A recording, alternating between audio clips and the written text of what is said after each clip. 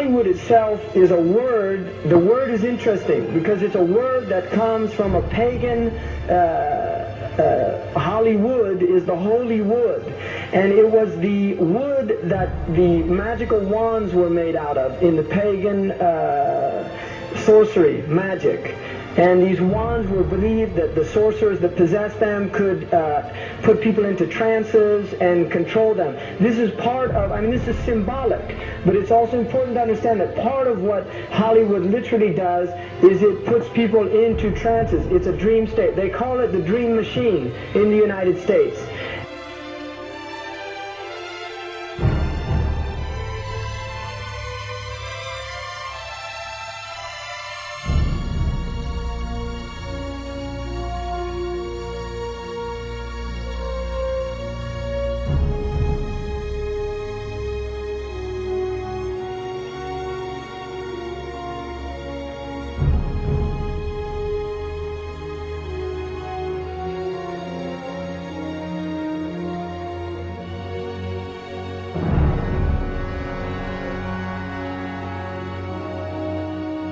And it creates fantasies for people. It puts people into these things. Now, one of the things is interesting that in the part of what's done in movie theaters, in darkened rooms where people watch television, is literally a trance state that occurs. So what's called suspended state of disbelief. You enter into a state, you suspend your disbelief and enter into a state whereby you begin to believe what you internally realize is imagination.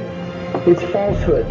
Films are magic. It's just magic. You go and you watch these things and people get caught up in them. People cry during films. All this catharsis that takes place in these things. Many of the films, and this is an important element in the control mechanism, is literally allow people to go and have certain type of catharsis as a purging experience, which Aristotle talks about the necessary element. One of the necessary elements of tragedy is to create this cathartic experience. And this is why a lot of the films, especially also news and things like this is why news is very important in this culture. Everybody watches the news, they have this tragic, cathartic experience of watching the tragedies of others and then feeling safe and complacent in their own experience of this suspended state of illusory well-being. So these are very intricate and sophisticated methods. Now, I think it's dangerous, although there are elements, there's concerted efforts that take place, there's also a lot of people that have similar worldviews that aren't necessarily working together in concerted efforts.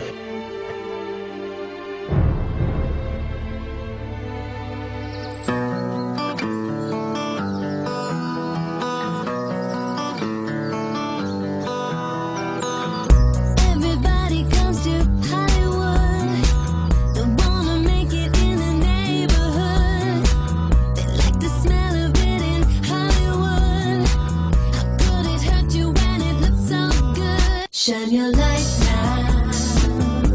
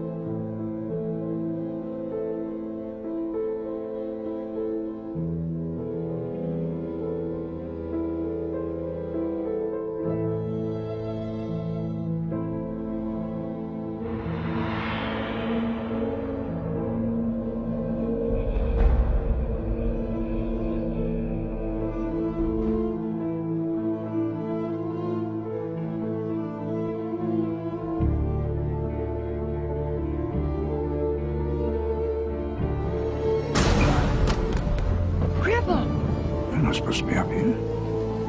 Looking at that? I just wanted to know. Yeah. Well, you're old enough, I suppose. You should know the story.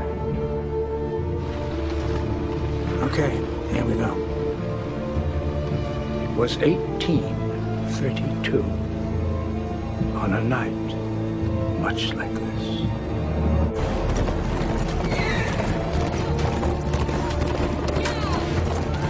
Charles Carroll was the last surviving signer of the Declaration of Independence. He was also a member of a secret society known as the Masons, and he knew he was dying. He woke up his stable boy in the middle of the night and ordered him to take him to the White House to see Andrew Jackson, because it was urgent that he speak to the president. Did he talk to him?